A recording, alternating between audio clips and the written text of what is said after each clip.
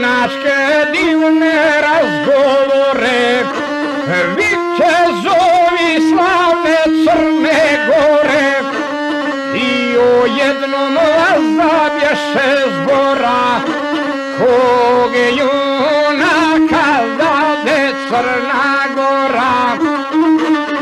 Za kog će se do vijeka reći, crnogorski junak je najveći,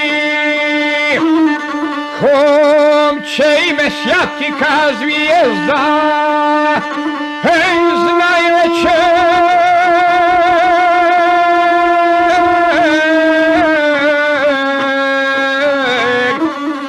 junačkog gnijezda.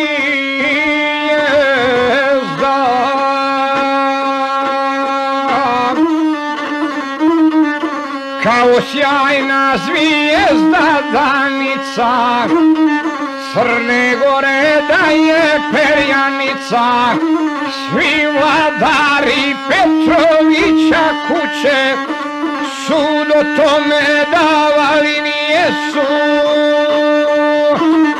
i nijedan nigda neće reći koji nam je junak ponajveći. Sem njegoša sveta mu je svaka, Crna Gora da ima junaka, junaštvom i slavom ovjenčana, sa krvavih s Turcima megdana.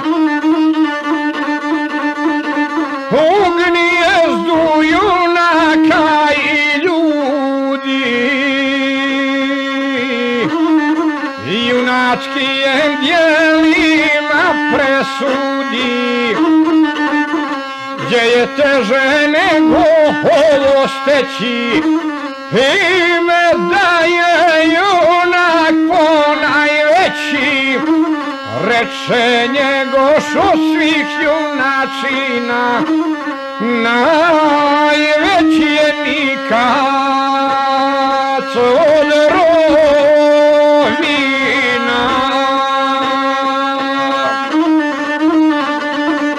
Ne bijaše Serdar ni vojvoda, ali bijaše junačkoga roda, a od suca, od Tomanovića, hej što ponovi podvig Obilića. Ubi pašu sred turskog logora, da ga vječno slavi Crna Gora. Živ se vrati sa ljuta megdana, sa krvavih 7-8 rana, da ga liječe vile na gorkinje, hej da ga slavi Lovćen i Cetinje.